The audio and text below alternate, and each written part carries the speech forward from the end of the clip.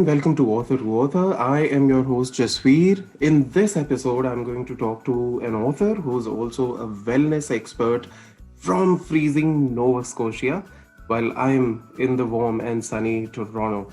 She's the author of Metamorphosis and Nano, and recently she co-authored a book titled Guide to Complete Self-Care 25 Tools for Happiness under Anna Pereira, the founder of the Wellness Universe. She is the amazing Isabella MacLeod. Isabella, welcome to the podcast. Hi, thank you very much, Jasveer. My pleasure, Very Isabella. happy to be here. Right, Isabella. Tell our listeners something about yourself, about your journey as an author, about your background. Okay. Yes, I'm a former registered nurse, and I practiced nursing for over 22 years. And I had various specialties, including medicine, dermatology, plastic surgery, the burn unit, which included intensive care, ophthalmology, day surgery, which is perioperative day surgery, and rheumatology clinic. So I have about 7 or 8 specialties as a nurse, and I'm no longer a nurse at present due to I had diagnosed with Lyme disease about 10 years ago, so that kind of debilitated me a bit for as far as nursing goes. So I decided to become an author and still a mom of 2 children. So one's an adult now, but I still have a 15-year-old that it's very busy. So my first book that I published was Metamorphosis in 2015 by Author House. And then I went on, took a little break and did Nano, which was the follow-up to it, and in 2019 by Book Locker. And I'm kind of, and I just finished the Wellness Universe Guide, Complete Self-Care 25 Tools for Happiness under Anna Pereira with 25 other amazing authors. And we all had a story to tell. A lot of it was a little bit of hardship, and then we had tools that we use in order, each individual author to use to get ourselves back on our feet and be happy again. So we decided to share all of our knowledge of how we overcame our adversities with everything that we went through. And I did chapter 2 in this last book, and it was positive mantras, overcoming adversity with powerful self-talk, which it was, we did a little biography of ourselves, biography, and the story, and then the tools. So it's a great book, and I totally recommended it for anybody who's having any issues and they want some guidance. And it does everything under the sun: meditation tools, or just anything that health and wellness, holistic, herbal remedies, music, you name it, it's in this book. So there's something a little bit for everybody. Also, I'm just trying to bring awareness of an illness. Another illness I do have is Morgellons, and it's still in research phase right now, and it's related to Lyme disease. And it's the only people that are doing some treatment or research on this is the Charles E. Homan Foundation, which I participated in as well, with the amazing scientists and doctors and nurses there. So it's a great spot. So if anybody ever wants to donate any funds for that, or have a look at what it is, the illness itself, they can go on to Charles E. Homan Foundation. So that's the main things right now. The beginning of my introduction, I guess. Thank you. Right, and more importantly, the book Wellness Universe Guide to Complete Self-Care was rated the Amazon bestseller. Yes, it was actually. We got rated, I believe, in bestseller in 9 different countries under 11 different categories. So it's pretty amazing actually on the first day. So it's incredible. Right, congratulations, and a job well done. I mean, it's a team effort that 25 authors came together, and it's a really difficult thing, to work as an author. You've got your own style, you've got your own way of writing. So was that something that you also faced working with other authors? It wasn't, no, I didn't, I didn't have any difficulty. We were all just under our own individual vices, and then we had to submit, and to our publisher, which was Brave Healer Publishing under Laura DeFranco, and they were amazing. Anna Pereira and Laura DeFranco are amazing individuals, and Anna Pereira is the owner of the Wellness Universe, and Laura DeFranco is an amazing publisher. I think she published, 20 of her own books. I'm not positive on the number, and she's a best-selling author in all of her books that she did as well. And she's a holistic physiotherapist who became a publisher and an author. So, so I found it a little bit difficult to switch from fictional writing to more of a guide. I taught a lot of things as a nurse and given a lot of information to patients. So I've never done an instructional, written story or in a chapter before. So I did find that a bit of a challenge, because I usually just do what I want and write what I want, and no one's having a look at it and wanting to enhance it a bit more or change a few things. But it was a little bit more difficult, but I'm glad I did it, and I feel like I met the challenge, so I'm pretty happy about that. I get to do fiction and nonfiction. So Right. Well, great journey. Right, guys, the Wellness Universe Guide to Complete Self-Care, 25 Tools for Happiness, is available on Amazon in ebook and paperback format. Isabel, would you recommend it to people, who are going through stress because of COVID? We just come out in Ontario. Ontario has just opened up. Everything was closed. People were, blocked in their homes. It was a lockdown over here because of COVID. So do you recommend this book for, let's say, kids, let's say professionals who've been stuck at home and they are undergoing stress because of COVID? I probably wouldn't recommend it to children. There's a lot of adult content here, but I absolutely would recommend this book for anybody that was looking for any kind of, information to have a better positive mindset, to balance your emotions and have a healthy body and mind and spiritual uplift. Anybody who's struggling can definitely find some guidance in this book. Like I said, it has everything under the sun, strategies and for self-care, and to help you become healthier and maintain your wellness, for sure. So it absolutely, the stories are, it shows everybody going through a hard time. So it's kind of uplifting to see that you might not be the only person with the COVID that, may have lost their job or went under having financial difficulty or going through some sort of, just the stress of the pandemic. There's absolutely, everybody in these world changers in this book are on the platform are, everyone's had their own experiences, and then to see that, I think, is helpful, and to see the tools that they went, each individual author has to help everyone out with any issues they might have. So absolutely, I think this book is amazing for coping with the pandemic. Right, guys, grab your ebook or paperback, whichever you want now. Right, Isabella, let's get to our discussion. You said that you started writing after you gave up your career as a nurse, because of the sickness. So what does writing mean to you? I mean, why do you write? Why writing? Why not something else, I kind of just fell into it. I just, I wanted to express myself, and I found I didn't have a voice there after I went through a lot of things. So I started writing almost for therapy, and I wanted to just put my thoughts down. And then once I started writing, it just kind of flew right out of me like a river, and I just kept on writing, and it ended up being a book, Metamorphosis. And I like to connect with other people too. I want to share my struggles and tell my personal story, so people know they're not alone in dealing with any issues, like any illness issues, divorce, or any kind of life-changing event. So I thought once I wrote the book, I was thinking, I want this published because it might help other people.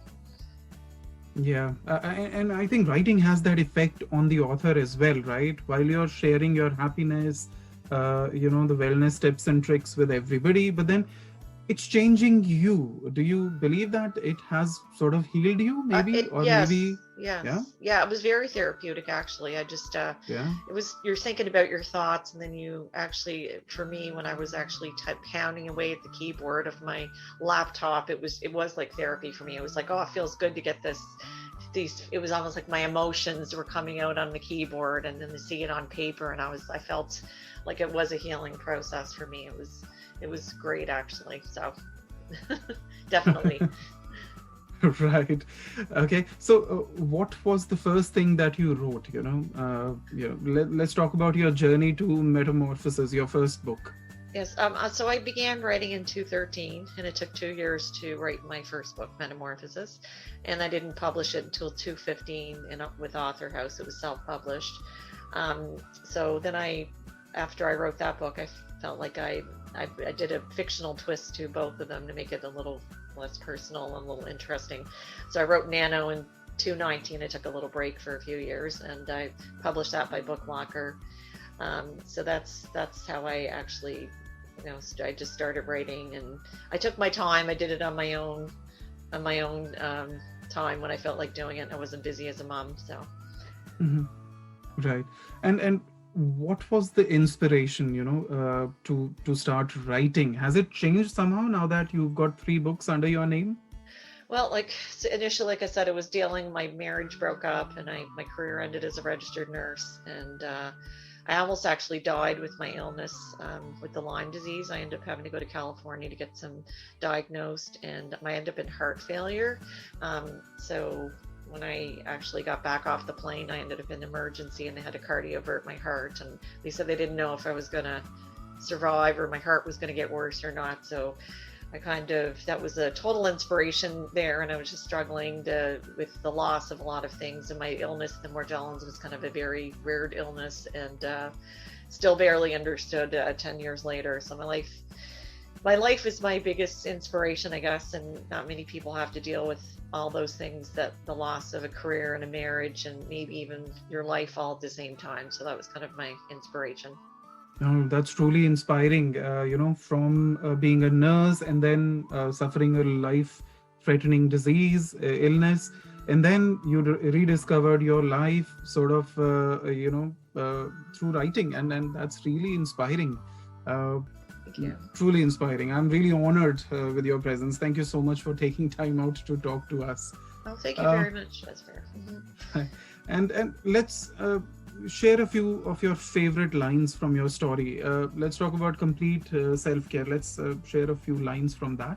Okay. One sec there. Just grabbing my book here. Sorry, I lost my page. Okay. So I was just going to talk about how I felt about my illness, Morgellons, and in the passage of my story. So I just said, Morgellons was the M word to me. I couldn't bear to hear it anymore. So I just called it M for the monster that it made me look like and feel like at times. It was like a demon that lived off me like a parasite. It bit me, it scratched me, it crawled through me. It was like an evil entity that engulfed my body and tore me apart like a piece of meat. It tried to destroy me on all levels, trying to take away my happiness, spirit, and soul. It made me question everything I ever knew to be true about myself, and it brought me to the brink of my sanity, with one foot hanging over the edge. So it's kind of dark, but that's how I felt at the time. Yeah, I think that's the true reality. That's the pain you felt. Yes. Right. And I can do a mantra if you like for a positive swing. Yes, please. Yes. Okay. I said it's imperative to know that one of the tools that I said, it's imperative to know that you did nothing to deserve being mistreated. You don't deserve to have a terrible physical illness. These things are not your fault. Do not ever let anyone put you down to make themselves feel better. And growing up, my best friend said, I'm the greatest. And I used to roll my eyes at her and say, yes, you are, whether I meant it or not. So I adapted this saying for myself. I said, you are amazing every day, no matter what anyone says. And we're all amazing human beings here on this planet. End of story. That was my last mantra. Wow. That actually reminds me of a book that I once read about 10 years ago, You Can Heal Yourself. And I forgot the name of the author. That book was all about affirmations. How do you sort of heal the pain within you, the sickness within you through positive affirmations. And that book had multiple chapters, and every chapter ended with affirmation related to that particular topic. So I think that's a wonderful way of motivating yourself. That's a wonderful way of self-analysis, telling yourself that you're not responsible for it.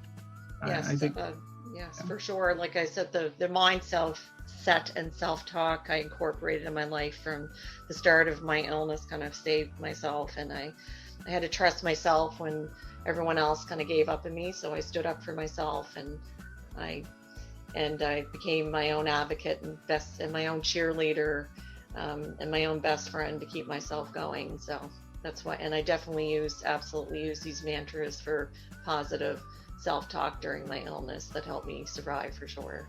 Yeah, truly, self-motivation goes a long way, and more so during the COVID times when people are feeling lonely. They don't have physical company, so I think self-motivation goes a long way. Yes. And I would highly recommend this book, guys. Grab your copies now. And right, let's quickly talk about the writing process. Writing is kind of healing for you, but is there any part of writing which is very difficult for you? I absolutely despise editing and proofreading. I don't like rereading my book 3 times in a row. It kind of drives me up a pole, but I just that's raised my probably the hand. worst. I just raised my hand. I hate Yes. editing too. I mean, I hate it. No, I can't even tell you how much I dislike that. So for sure, that's the only part that I really dislike big time. Other than that, I do enjoy the rest of it. Right. So let's talk about your storytelling process. When it comes to creating stories, what comes to you first, the plot or the characters? I would say both of them, and the reason being is both are equally important together. The plot and the characters, in my own opinion, needs to evolve together, and like I like the story and the characters to just grab you and take you on a wild ride. So I think both are important. So. Right. Okay. And what's your favorite and least favorite part of publishing? My favorite part is to see like the fruit of my efforts become a beautiful book, and my least favorite is probably all the paperwork that is involved, and which is time consuming. So it does get, you're trying to edit a lot of things and go back and forth. So, and make sure like you start hyper analyzing your own writing, and you're like, maybe I should rewrite that. So then you get into your own little world there, and Yes. drive yourself crazy. You can rewrite your own story 10 times, but that's probably my least favorite. My publisher tells me to read the book. He's edited it and he gave me the book to read it. I said, no, you read it. If I read it, I'm going to change it. It's true. It is so true. It is. Yeah. Yep. You can rewrite your own book over and over again if you want to. Yeah. Oh, that's a dangerous territory. I stay away from it. Yep. You're would smart. stay away.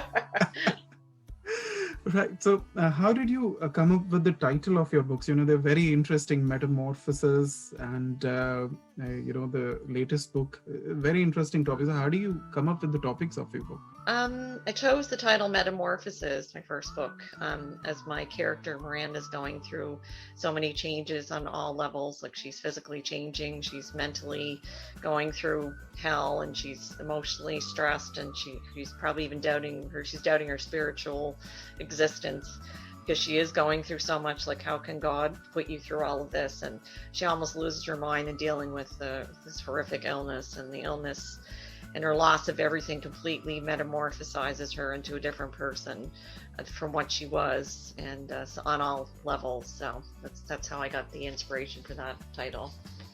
Right. And it's your story, right? Metamorphosis, and you've added a touch of science fiction to it. So tell us about that. It is about some of my own experiences, the loss of career and becoming ill with both illnesses, and it was very surreal and it was very unique. And the illness Morgellons, it's pretty bizarre, but I felt compelled to write about what I went through, but I didn't want to have everything, to be able to say, hey, that was all about me. So I ad-libbed a lot with my second book, Nano, especially, and I added a touch of sci-fi to make it more compelling. And I have, like I said, I have Morgellons and went through hell and lost everything as well. So that's kind of why I was inspired with the idea.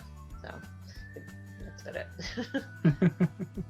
And while you were creating the stories, so which part of your book was the hardest time writing? I mean, Probably like difficult to piece the order of the chapters, because I just kind of, my head, when I start writing, I just like throw up on the, the computer and I'm thinking, oh, what should I start with first? And I just want to put it all down quickly. So I have to go back. I also went back in time in the book with memories. So I wanted to make sure that the story flowed well. So I didn't want to confuse my readers with going back and forth. So it was a bit of a juggling act, and the marital conflicts were probably difficult writing, because I kind of, put some of my own things that I went through in there as well. So that was probably the hardest part. The marital conflicts was kind of painful.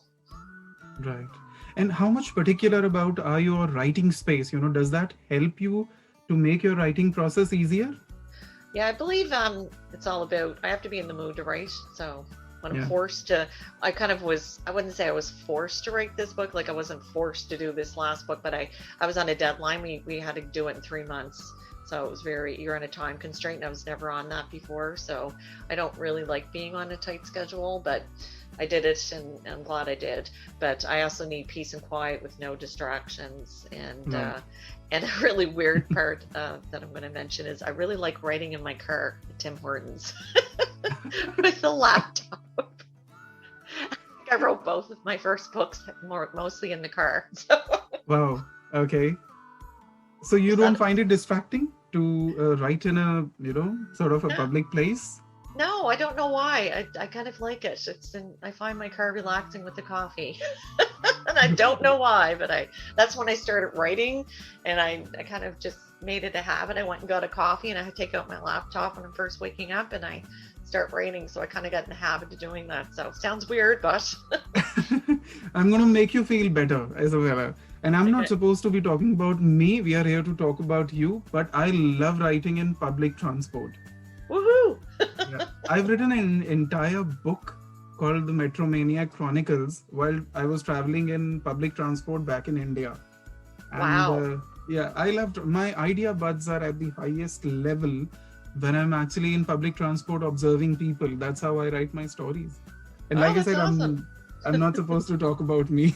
Oh no, I love it. You made me feel better. I just thought it was a funny tidbit I'd throw in there. It's kind of weird. Yeah, I think it's fantastic, observing people, looking at the real life situations and using them for your stories. I think that's a fantastic process. Makes my life easier. Thank you. As a writer. Yeah. So what's the future of the characters? I know you're very passionate about Metamorphosis. So are you planning on a sequel? Yes, I'm actually going to start writing that very shortly. I was going to start earlier, but then I did the self-care book instead, and which I'm very happy and proud of, but the chapter. And so yeah, for I'm doing the third one is the continuation of the first two. It's going to be a series, and it's going to be called Transhuman. I always love these lovely names. So Miranda kind of realizes the hell that's been done to her. So she realizes she's targeted for death, and then she battles to save herself. And Gabrielle, her love, is an engineer, and he's really intelligent and understands the technology that was being used against her. And he comes up with some really unique ways to try to keep Miranda alive. And Miranda's struggle to live, she gets in contact and interacts with some CIA type spy individuals who are in the know of what the biomedical experimentation is all about. And she kind of gets thrown deeper and down the rabbit hole, and she realizes that it may be the beginning of what might be planned for all of humanity. So there's a little beginning of that, what the third book's going to be about. Oh, right. It's going to be exciting. Yeah. Wonderful. So what do you like to do when you're not writing? I am a very busy mother of a super athletic 15-year-old daughter, and I still do research on my own for my illness of Morgellons. I love walking in the woods because I live in the woods, and I love interacting and meeting people on social media. And especially I just joined Clubhouse, and I'm loving it. I love going onto all the rooms and chatting about different subjects to everybody. And I'm going to do my own little club and room on there. So if anybody's going to be on Clubhouse, you can look me up. And I love, I'm going to do some education on Lyme and Morgellons disease as well. And I'm also going to probably be doing, speaking about women empowerment, because that's a very important issue as well to me. So, and I would like to become a speaker in my field. So. Oh, okay. Yeah. Wonderful. You're a busy person. Yes. Wonderful. So, and Isabella, which writers have inspired you? What do you read when you're not writing? I love all the books by Margaret Atwood. I love Canadian authors, and I love her dystopian stories, and love George Orwell. I just recently reread his book that I read in high school, and I love Silver Dawn Cameron. He's a poet as well, and he's from the same place where I came from, Cape Breton Island in Nova Scotia. So, and I actually became an acquaintance of his before he passed on LinkedIn. So that was very, very interesting and cool. So. Yeah. Go Canada. Love Canadians there. Yeah, go Canada, truly. And how much do you believe reading, sort of benefits an author? Or do you think that an author can write without reading also? Not really. I mean, I think if you have a story to tell and you're compelled to write, and you feel like you have a talent for it, And I used to be an avid reader, and I'm more of a researcher now. I used to read tons and tons and tons of books, so I feel like I'm writing things more now, and I'm researching a lot. So I think I don't think you have to be an avid reader, but I think pretty much that most writers and authors are avid. I'm not an expert. I didn't do a research topic, but they probably are avid readers, if they were avid readers. So that's I definitely think that you have to have a love for books for sure. Yeah, truly. And how often do you write? People usually people say that you should write every day. So are you a very disciplined writer? No. Sometimes I don't feel great because I'm still kind of ill with my illnesses. So I kind of have to do, and I'm very busy with my daughter, and I have to be in the mood. I'm trying to get down to a more specific routine. So I definitely only write when I feel like I have the time or I feel like doing it. And after, I have to make up my mind on the day that I'm going to do it. And like I said, when I start typing, it kind of flows out of me like a river, but I usually need a break after I do write a full book. I take a mental break, and I kind of focus on the promotion of the book, because that takes a long time to do that as well. So I'm way overdue to write the final book in the series for sure. But I was busy with the last book, with the self-care book too. So, but I'm definitely becoming more disciplined the last 6 or 8 months. Working with Anna Pereira and Laura DeFranco definitely got me the kick in my butt that I needed, and I'm actually glad that I did do this book. So I think a schedule is good. So. Yeah, right. And how has COVID impacted your writing process? I when it first started the COVID, I was, everybody was terrified, I think, because nobody knew what we were dealing with. So everyone was like really just sitting on their couch watching the news, continuously, and terrified and all that. So I couldn't focus to save my life probably for the first 3 or 4 months. And then it was the summer, and then you're busy. And like I said, this book was perfect, the self-care book. Because it actually motivated me back into writing. So now I'm in the mood again. So, but it definitely impacted me, because I felt like you were too stressed, trying to get used to the new norm to function. That's just the way I was. I don't know. I can't speak for anybody else, but it definitely did impact my creativity for sure. Right. Okay. Finally, let's have some fun, Hypothetical question. Okay. If your book is made into a movie, you have to select the cast for your story now. Yep. Tell us which actors would you pick? Let me see. I would probably pick Angelina Jolie, because I love her acting, and she's really strong, and she's a little mysterious, and she's beautiful, and she's smart. And I love her. Like I said, I love her acting, and I love Javier Bardem. I'd probably have him play. He's a Spanish actor. Yeah. For loved him in No Country for Old Men. Love him. Yeah, and he had the Spanish accent as well. Alejandro. He's mysterious as well, and he's handsome and he's tall. And Brad Pitt would make a great Gabrielle, because he's sort of like my quiet blonde and very cute and intelligent and charismatic and loving and supportive. So I would love that, but I said they probably wouldn't want to work together. But I always thought those two would be really kind of reminds me of me and my spouse. Because Yeah, I'm that's tall and dark, and I used to be really cute, but I'm old now, 52. But anyways, and I'm not sure about the ex-husband. I'm not sure who would be him. I'd have to really think about that one. But Javier Bardem and Angelina Jolie together on screen is going to be a amazing cast. Yep. Yeah. For sure. Wow. Okay, that was wonderful. I can imagine that. Maybe it'll come true. That'd be nice. Yeah, that'll be nice. And remember, it's a hypothetical situation. It's your movie. You're the casting director. Yep. So that's right. Got a dream big. Dream big. Yeah. True. Right. So, getting serious now, if you had one message for the young and aspiring authors, what would it be? Always never quit or give up. If you really want to write a book, then trust your own abilities and what your own desires are, and have faith in yourself. And it's not going to be easy. It's not going to be easy, the path to being successful, but and it wasn't for me, and I don't even know if I am successful, but I feel like I feel more accomplished, that I've written these books. So, and you'll have setbacks and you won't feel like doing it. You'll think, oh, I'm not, you might say I'm not a good writer, and but keep the faith and have patience and keep persevering, and you'll definitely accomplish the goal if that's what you want to do. So yeah, I think you've said something very meaningful. Feeling accomplished.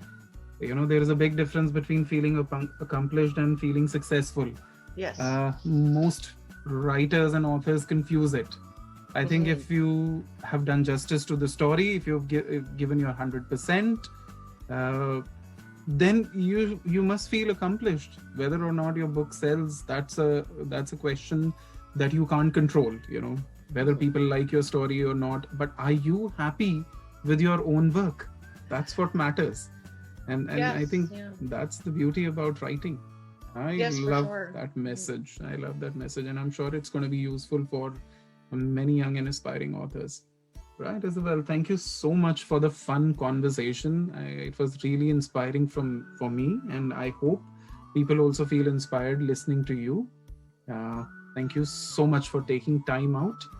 I wish you all the best, and for your future work, keep inspiring and keep spreading happiness. Thank you so much, Isabel. Thank you so much, Jasveer. I really enjoyed doing this podcast, and you're an amazing fellow yourself. So thank you so much. Thank you so much, Isabel. So guys, that was Isabella MacLeod for you. Her books are available on Amazon and Amazon Kindle. Get your copies now. Thank you so much for taking time out to listen to us. I will be back with another guest shortly. Till that time, have a great day and stay safe. Thank you.